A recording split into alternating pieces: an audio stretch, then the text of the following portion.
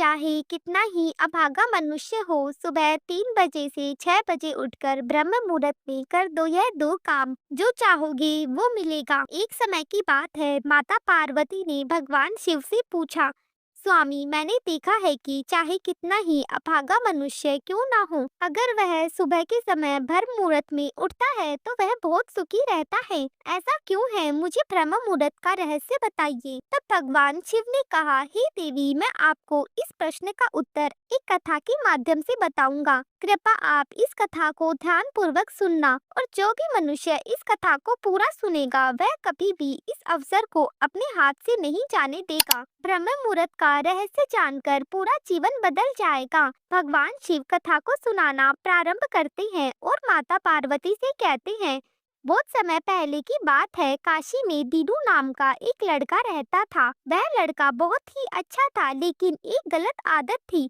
वह देर तक सोता रहता था।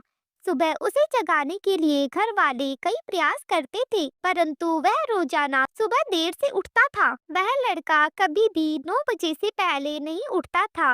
वह बालक था। तब परिवार वालों ने सोचा कि यह जब बड़ा हो जाएगा तो इसकी आदत में सुधार हो जाएगा, परंतु वह लड़का जैसे जैसे बड़ा होता गया उसकी यह आदत और भी गहरी होती चली गई। दुनिया इधर से उधर हो सकती थी, लेकिन वह लड़का कभी भी जल्दी नहीं उठ पाता था। उसके पिता उसकी इस आदत से बहुत परेशान रहने लगे। उस लड़के को ढेरों नकारात्मक शक्तियों ने घेर लिया। वह सभी को पलटकर जवाब देता था और दिन भर उदास रहता था। इसका असर उसके स्वास्थ्य पर भी पड़ने लगा। जब उस लड़के को यह पता लगा कि उसके सारे मित्र सफलता को प्राप्त कर चुके हैं, तब वह और भी ज्यादा चिंतित हो गया और भगवान को कोसने लगा। वह बार बार यही कहता था कि मेरी किस्मत ही खराब है, परंतु उसके पिता अच्छी तरह से जानते थे कि उस लड़के के असफल होने के पीछे का कारण क्या है। भगवान शिव ने कहा, हे देवी, फिर एक दिन की बात है, उसके पिता को किसी सन्यासी के बारे में पता चला। उसने तुरंत अपने बेटे की समस्या को लेकर उस सन्यासी के पास जाने का निर्णय किया। सन्यासी को बेटे की आदत के बारे में बताया और सन्यासी ने कहा कि कल आप अपने बेटे को इस आश्रम में आने को कहिए। फिर उस लड़के का पिता अपने घर आया। उसे पता था कि वह अगर सीधे तरीके से अपने बेटे को सन्यासी से मिलने के लिए कहेगा तो वह कभी भी तैयार नहीं होगा। उसने अपने बेटे को अपने पास बुलाया और कहा, तुम्हारे सारे मित्र जीवन में सफलता प्राप्त कर चुके हैं, क्या तुम सफल नहीं होना चाहते हो? लड़के ने उत्तर दिया कि जरूर पिताजी, परंतु जब भी मैं अपने मित्रों से उनकी सफलता का रहस्य पूछता हूँ तो वह मुझे कुछ बताते ही नहीं। भगवान शिव ने कहा, हे देवी, उसके पिता ने कहा कि मुझे यह रहस्य पता चल गया है, वह सभी क्यों सफल होते जा रहे हैं। तब उस लड़के ने बड़ी उत्सुकता के साथ पूछा, क्या पता चल गया है पिताजी? कृपा करके आप मुझे भी बताइए। उसके पिता ने कहा कि कल सुबह तुम्हें एक सन्यासी के आश्रम में जाकर उनसे मिलना है। यदि तुम वहां पर समय से पहुंच गए तो वह सन्यासी तुम्हें ऐसा मंत्र बताएंगे जिससे तुम भी सफल हो जाओगे। लड़के के पिता ने कहा, परंतु एक समस्या है कि तुम सुबह जल्दी नहीं उठ सकते। लड़के ने कहा, पिताजी, मैं कल पूरी रात जागता रहूंगा और सुबह सन्यासी से मिलकर आऊंगा। उसके पिता ने कहा कि ठीक है, तुम वहां जाकर उस सन्यासी की आज्ञा को मानना। पिता की बात सुनकर वह लड़का बहुत अधिक खुश हुआ। जीवन में पहली बार रात्रि में वह जागता रहा, परंतु थोड़े ही समय में उसे नींद आ गई और वह सो गया।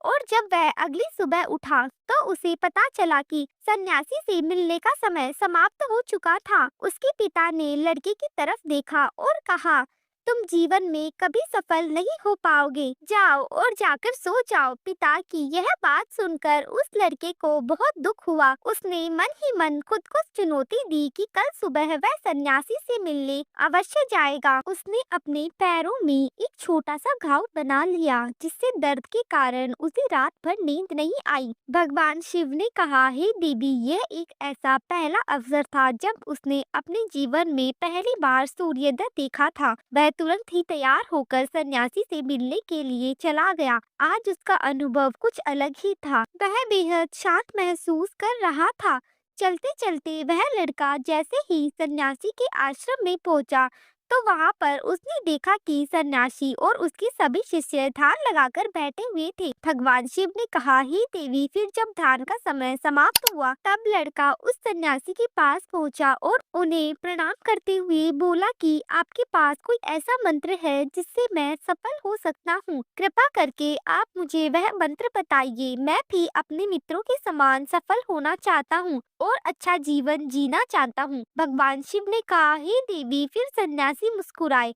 और बोले, अच्छा तो तुम वही बालक हो। तुम्हारे पिताजी मुझसे मिलने आए थे और उन्होंने तुम्हारे विषय में मुझे सब कुछ बता दिया। मैं तुम्हें वह मंत्र अवश्य बता देता, परंतु अब लड़के ने जैसे ही परंतु शब्द सुना तो वह लड़का घबरा गया। उसने पूछा, परंतु क्या गुरुदेव? तब सन्यासी बोला, मैं तुम्हें वह मंत्र बताऊंगा, परंतु अगले 21 दिन तक तुम्हें मेरी आज्ञा माननी होगी। मैं तुम्हें वह मंत्र 21 दिन बाद बताऊंगा। तब तक मैं तुमसे जो भी कार्य कहूंगा तुम्हें वह कार्य करना होगा। यदि तुम असफल हुए या कार्य के बीच में ही तुम्हारा संकल्प टूट गया तो उस मंत्र का असर नहीं होगा। दृढ़ निश्चय के साथ उस लड़के ने कहा कि मुझे आपकी सारी आज्ञा स्वीकार है। मैं अगले 21 दिन के लिए आपका दास हूँ। आप जो भी कहेंगे मैं वही कार्य करूंगा। मुझे केवल और केवल उस मंत्र के बारे में जानना है। भगवान शिव ने कहा, हे देवी। फिर सन्यासी ने उस लड़के से कहा कि ठीक है, कल से तुम्हारा कार्य शुरू होगा। तुम इसी आश्रम में निवास करोगे। वह लड़का आश्रम में निवास करने के लिए तैयार हो गया। सन्यासी ने कहा, यहाँ रहते हुए तुम्हें ब्रह्म मुहूर्त में उठना होगा और दूसरे शिष्यों की तरह ध्यान और तप करना होगा। साथ ही आश्रम के कार्यों में भी सहायता करनी होगी। ध्यान रहे, यह संकल्प नहीं टूटना चाहिए। भगवान शिव ने कहा, हे देवी। अब लड़का सन्यासी की बात से सहमत हो गया और अगले दिन से उसकी कार्य के दिन की शुरुआत थी। इस बार उसने दृढ़ निश्चय किया, परंतु एक सप्ताह बीतने के बाद ही उसका संकल्प टूट गया और वह 8वें दिन देर तक सोता रहा। जब वह नींद से जागा तो उसने कहा कि मुझसे कितनी बड़ी भूल हो गई। वह रोते हुए सन्यासी के पास पहुंचा और कहने लगा, हे गुरुदेव, मेरा संकल्प टूट गया। अब मैं जीवन में कभी सफल नहीं हो पाऊंगा। सन्यासी ने उसे समझाते हुए कहा कि एक बार फिर से शुरुआत करो, फिर से संकल्प करो। फिर लड़के ने सन्यासी से पूछा कि सुबह उठना इतना आवश्यक क्यों है और यह सभी लोग इतनी जल्दी क्यों उठ जाते हैं? भगवान शिव ने कहा, हे देवी। तब सन्यासी ने लड़कों को समझाते हुए कहा कि सुबह यानी ब्रह्म मुहूर्त में उठने के पीछे बहुत बड़ा कारण है। ब्रह्म मुहूर्त में उठने के पीछे बहुत बड़ा विज्ञान छुपा हुआ है। लड़के ने कहा कि कृपा मुझे वह विज्ञान बताने की कृपा करी। सन्यासी ने कहा कि रात्रि को 4 पहरों में बांटा जाता है। पहला रुद्र काल, जिसका समय 6 बजे से लेकर 9 बजे तक होता है। दूसरा राक्षस काल, जिसका समय रात्रि 9 बजे से लेकर 12 बजे तक होता है। तीसरा गंधर्व काल, जिसका समय रात्रि 12 बजे से 3 बजे तक होता है। और सबसे अंत में जो पहर आता है उसे मनोहर काल कहते हैं। इस समय को ब्रह्म मुहूर्त या अमृत बेला के नाम से भी जाना जाता है। इसका समय भोर 3 बजे से सुबह 6 बजे तक होता है। यह वह समय होता है जब पूरे संसार की नकारात्मक शक्तियाँ निष्क्रिय अवस्था में होती हैं और सकारात्मक शक्तियाँ सक्रिय होती हैं। ब्रह्म मुहूर्त अर्थात देव मुहूर्त। ब्रह्म मुहूर्त का अर्थ देवताओं का समय होता है। भगवान शिव ने कहा, हे देवी। वह सन्यासी आगे कहता है, इस समय देवता धरती पर विचरण कर रहे होते हैं और जागृत मनुष्य पर उनका बड़ा ही सकारात्मक प्रभाव पड़ता है। ब्रह्म मुहूर्त एक ऐसा समय होता है जिसमें मनुष्य का मस्तिष्क बिल्कुल खाली होता है, जिसमें किसी प्रकार के कोई विचार नहीं होते हैं। और जब इस समय व्यक्ति अपनी पुस्तक खोलकर पाठ का अध्ययन करते हैं तो उन्हें सब कुछ जल्दी जल्दी याद भी होता है और यह लंबे समय तक याद रहता है। यह एक ऐसा समय है जिसमें हम ज्ञान को समझने का प्रयास करते हैं। इस कारण आश्रम के सभी शिष्य और संसार में बहुत से ज्ञानी लोग ब्रह्म मुहूर्त में ही उठ जाते हैं। प्राचीन काल में रोशनी का कोई स्रोत न होने के कारण लोग अपने दिन का समापन सूर्यास्त के साथ और आरंभ सूर्य उदय के साथ करते थे। यह एक तरीका है जिससे मानव जीवन प्रकृति के साथ तालमेल बनाकर चलता है। भगवान शिव ने कहा, हे देवी। फिर उस लड़के ने कहा, ठीक है, मैं कल से अपना संकल्प फिर से शुरू करता हूँ, परंतु ब्रह्म मुहूर्त में उठकर मुझे क्या क्या करना चाहिए? तब सन्यासी ने कहा कि ठीक है, मैं तुम्हें बताता हूँ कि ब्रह्म मुहूर्त में क्या क्या करना चाहिए और कैसे करना चाहिए। सबसे पहले उठकर धरती माता पर पाँव रखने से पहले धरती माता को प्रणाम करना चाहिए और अपनी दोनों हथेलियों को देखना चाहिए और ईश्वर को धन्यवाद देना चाहिए कि उन्होंने तुम्हें आज का सूर्योदय देखने का अवसर दिया है। इसके बाद नित्य कर्म और स्नान करने से शरीर ही नहीं बल्कि मन की भी शुद्धता बढ़ती है। स्नान करने के पश्चात ध्यान की क्रिया होती है। ब्रह्म मुहूर्त में ध्यान की अवधि 21 दिन तक होती है। यह विधि का उपयोग तब किया जाता है जब आप अपनी कोई मनोकामना की पूर्ति चाहते हैं। यह एक ऐसा समय है जब व्यक्ति अपनी आज्ञा चक्र को सक्रिय करने का काम करते हैं। भगवान शिव ने कहा, हे देवी, आगे वह सन्यासी कहता है, आज्ञा चक्र दोनों भोगों के बीच में होता है। यह संकल्प का स्थान भी कहा जाता है।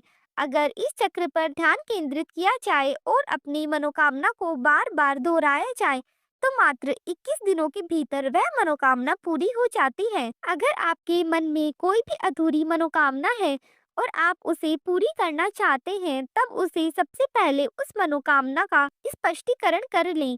आपको क्या चाहिए यह निर्णय अवश्य कर लें। इसके बाद ध्यान की विधि को शुरू करें। ब्रह्म मुहूर्त में स्नान के बाद एक ऐसा स्थान चुनें जहां पर वायु का प्रवेश हो। ध्यान में शुद्ध प्राण वायु का होना आवश्यक होता है। ध्यान की मुद्रा में रीढ़ की हड्डी सीधी होनी चाहिए, साथ ही गर्दन भी सीधी होनी चाहिए। सुखासन की अवस्था में दोनों हाथों को घुटनों पर रखकर आंख बंद करके बैठ जाएं। हाथों की मुट्ठी को बंद कर लें और 2-3 मिनट तक बिल्कुल शांत हो जाएं। जब आपका शरीर स्थिर हो जाए और श्वास भी शांत हो जाए, तब उसके बाद आप अपना सारा ध्यान आज्ञा चक्र पर लगाएं। इस दौरान लंबी गहरी सांस लें और सांस को रोक के रखें। इस समय आप अपनी इच्छा को मन ही मन दोहराएं और अपने मन से इष्ट देवी और देवताओं और गुरुजनों का चिंतन करें। भगवान शिव ने कहा, हे देवी, उस सन्यासी ने कहा, जब सांस को रोकना कठिन हो जाए तब धीरे धीरे सांस को बाहर की ओर छोड़े। सांस को नाक से भरे और मुंह से बाहर छोड़े। इस प्रक्रिया को 3 से 4 बार प्रतिदिन दोहराएं। ऐसा प्रतिदिन करने से आपकी जो मनोकामना है वह अवचेतन मन तक अवश्य पहुंच जाएगी और इच्छा पूर्ति जल्दी होगी। आज्ञा चक्र सक्रिय होता है और हमारी आज्ञा को पूरा करता है। सांस को रोक कर रखने के दौरान शरीर में आपातकाल की स्थिति हो जाती है, जिससे कि आप बेकार की बातें सोचने और विचार करने से बचते हैं। ब्रह्म मुहूर्त के समय ईश्वर की विशेष कृपा होती है और कोई भी व्यक्ति अपनी मनोकामनाओं को इस समय दोहराता है तो उसकी इच्छा जल्द से जल्द पूरी होती है। भगवान शिव ने कहा, हे देवी, इस प्रकार सन्यासी ने उस लड़के को ब्रह्म मुहूर्त का महत्व बताया। अगले 21 दिन तक उस लड़के ने बड़े ही मन के साथ इस प्रक्रिया को अपनाया। अब वह बहुत ही अनुशासित और शांत स्वभाव का बन चुका था। उस लड़के ने जैसे ही अपना संकल्प पूरा किया, उसके बाद वह लड़का बड़े ही प्रसन्न भाव से सन्यासी के पास पहुंचा और कहने लगा, हे गुरुदेव, मैंने 21 दिनों का संकल्प पूरा कर लिया। अब कृपया मुझे सफल होने का मंत्र बताइए। तब उस सन्यासी ने मुस्कुराते हुए कहा कि पिछले 21 दिनों से जो अभ्यास तुम करते आ रही हो वही तुम्हारी सफलता का मंत्र है। जो व्यक्ति ब्रह्म मुहूर्त में उठकर ध्यान प्रक्रिया को सही से करते हैं वह जीवन में कभी असफल नहीं हो सकते। तुम्हें ब्रह्म मुहूर्त का रहस्य पता चल चुका है।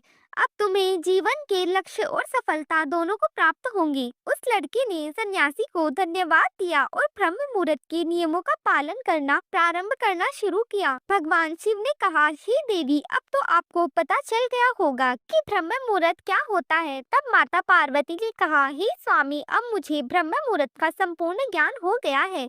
इतना कहकर माता पार्वती ने भगवान शिव को प्रणाम किया। धन्यवाद मित्रों। वीडियो अगर पसंद आया तो वीडियो को लाइक और हमारे चैनल को सब्सक्राइब जरूर कर लें और साथ ही कमेंट बॉक्स में ओम नमः शिवाय जरूर लिखें।